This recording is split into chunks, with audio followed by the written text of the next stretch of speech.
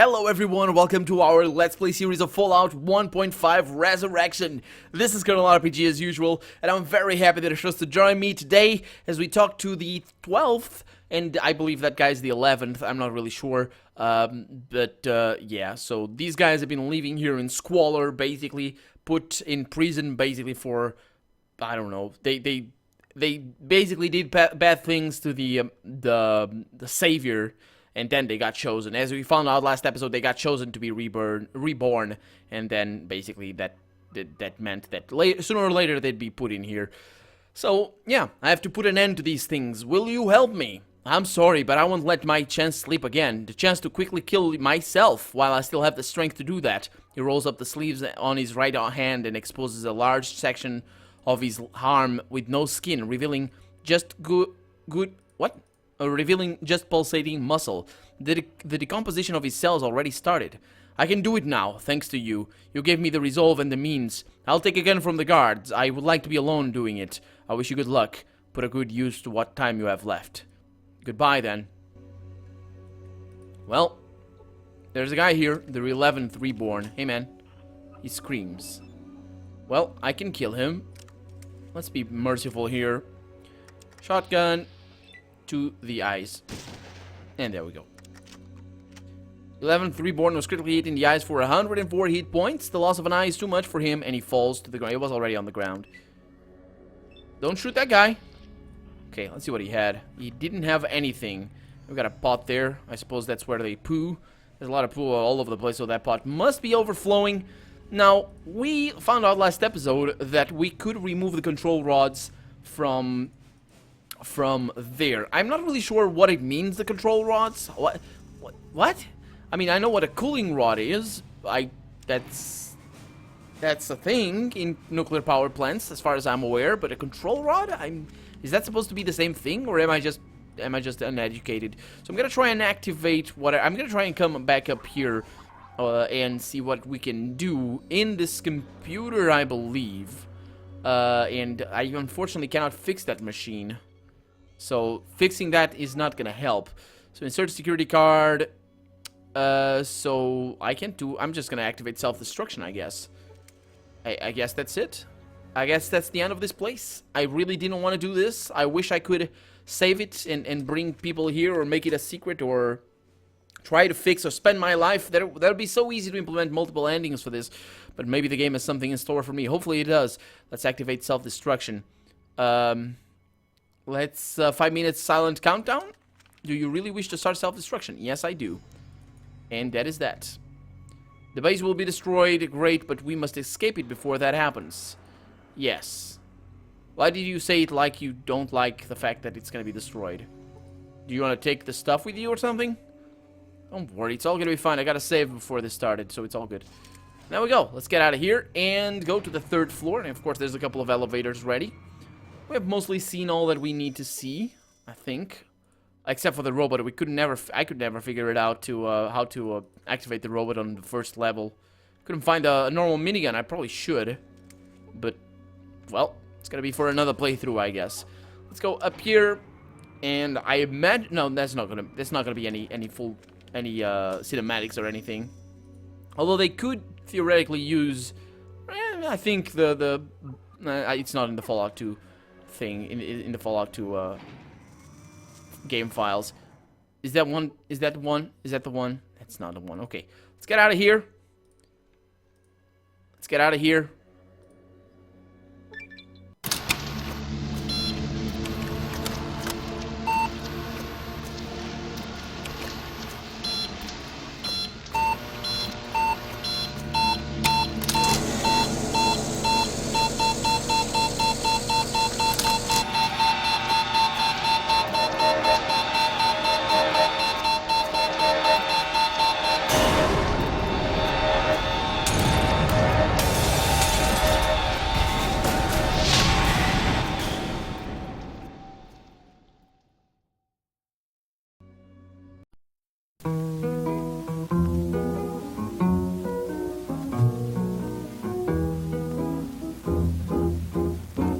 I'll never smile again until I smile smile at you.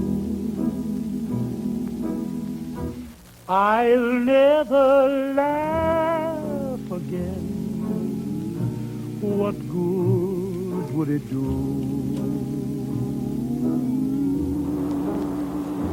For tears would fill my eyes, my heart would realize.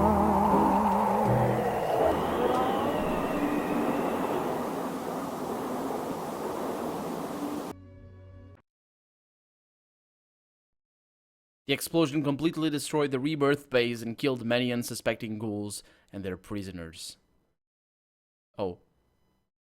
The chance for rebirth became just a sad memory for ghouls. After that, there was no one that could successfully revive this hope in ghouls, even though there were those that tried from time to time.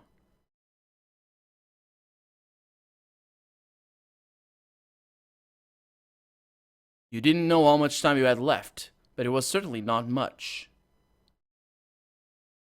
Mild pain and first signs of decay of the tissue after the rebirth were undeniable proof of that, so he left into the wasteland.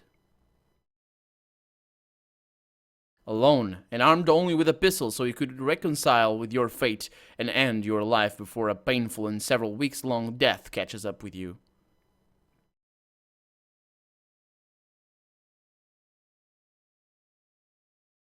Julian had no reason to stay in the rat hole.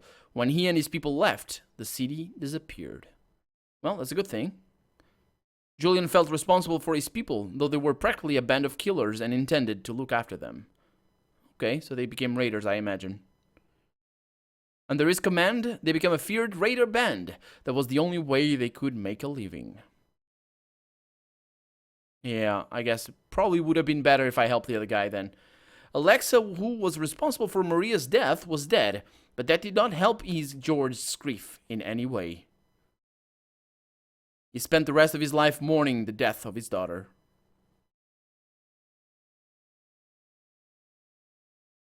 The peaceful life in New Hope did not change after your visit.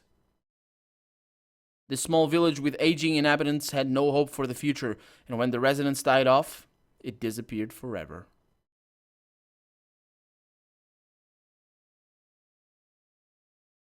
After Rodriguez's death, Father Malcolm lost his protection. He was killed by a desperate addict not long after.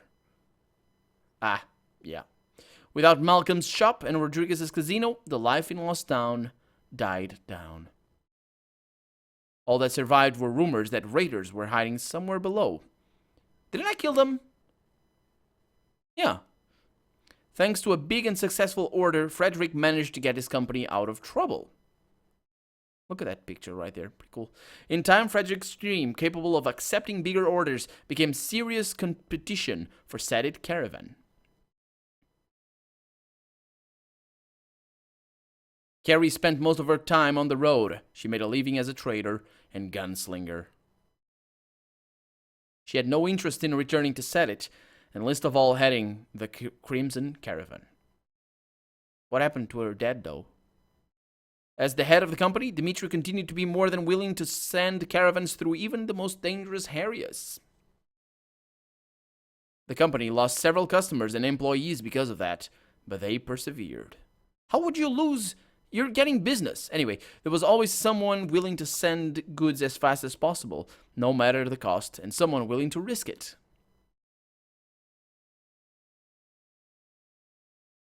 Oh man, that's a badass machine right there. After taking control of the town, Nasser devoted himself to improving the mining operation. He massively expanded the mine and mechanized it. Near the end of his life, Korath became a great metropolis, which Nasser ruled with an iron hand. After Sebastian's death, the remaining hunter commander fought for leadership. Most hunters died in the infighting. With the help of the Imperial Army, Aaron forced the rest of them to leave. Albuquerque became a thriving metropolis. The wall between the Empire and the rest of the city was torn down. Oh, pretty cool. The original dwellers and the immigrants learned to live together. The differences between them gradually disappeared. The surviving mutant hunters eventually formed into an ordinary raiding band, attacking caravans around Albuquerque. Ordinary raiding band. After returning, as if they weren't that before. After returning to the city, Lister took her position as an advisor and the director of the hospital. In time, she earned considerable political influence in the empire.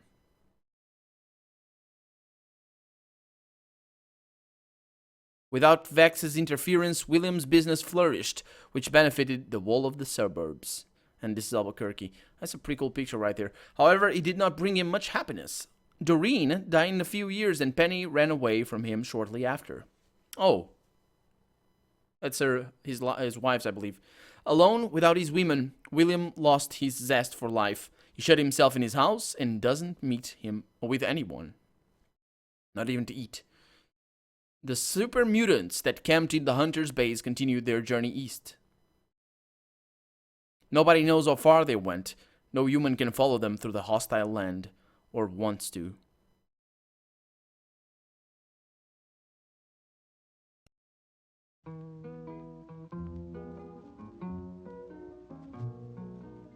And with that, we got ourselves the end of Fallout 1.5 Resurrection. I wasn't expecting a full cinematic at the end. That was pretty cool. I wanted to say something, but I didn't want to spoil the moment. So I'm gonna roll the credits here, and I'm gonna say my opinion about this. Also, another thing I never said, I don't think at the beginning, there is there's a cinematic at the very first time you enter the game. It just shows you basically carnage. I didn't include it because of the soundtrack. This actually will tag my video for copyright infringement. It's not a problem for me. YouTube doesn't mind that, but I didn't want that to happen for the first episode. But I did enjoy this mod a lot. I wasn't expecting it to be this good. There's a lot of, I mean, the things that could be improved. If they were to be improved, this mod would be genius. This mod would be fantastic. There's so much good stuff in here. You got a lot of choices. You can join. Usually in each town you can either join two sides, but sure, they separate into two different things, and that's really cool. The characters are interesting. They allow you to get in depth with them and try to understand them at least, which is really good. It's better than most, to be honest. Most gaming writing. Of course, throughout the Let's Play, I criticized a few things. Sometimes I was just having fun, basically, because I have fun like that.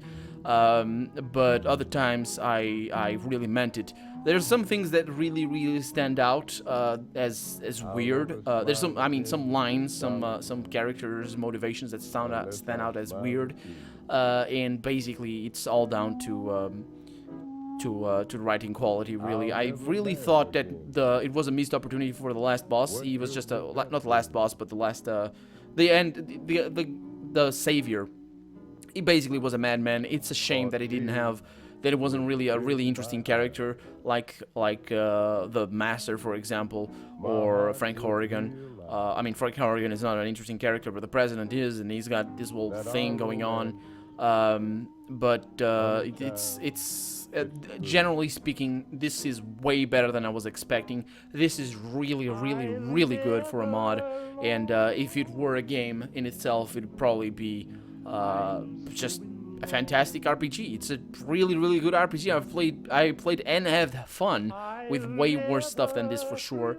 And even if the writing sometimes can be a little bit weird, most of the times it's not really a problem, and the quest design makes up for it, and the gameplay is good all Fallout. So it's just a lot of fun, and I definitely enjoyed it very much. I also want to thank you all guys for watching. I really mean it. I say it all the time at the end of the episode, because you gotta have your outro. You gotta have some semblance of structure, I guess. At least that's what I figured out. Special thanks to Black Isle and Interplay, yeah, because they were the ones that made the game. Actually, Black Isle was made possible because of Fallout 1, because they didn't make Fallout 1. But anyway, I want to thank you guys very much for being here. You've been great supporters of the Let's Play. You've been a great help every once in a while where I've gotten stuck. You've given suggestions, which is also awesome. Thank you so much for doing that. I don't know what's gonna come after Fallout 1.5 here. There probably is gonna come something after this, but I need to look at the time, the dates, and all that sort of stuff. I'm recording this I got my second screen here showing me. So this is episode, I believe, 52 or somewhere around that. So the day this comes out, yeah, early September. We got good stuff coming in September. This holiday season is not looking too fantastic in terms of RPGs. There's games coming out, so look forward for a new series. And until then, I guess that's me signing out. Colonel RPG, as always. Thank you so much for watching. I really hope you guys enjoyed it. And, well, you seem to. You seem to, so thank you. Thank you so much. And I'll see you some other time. Bye-bye.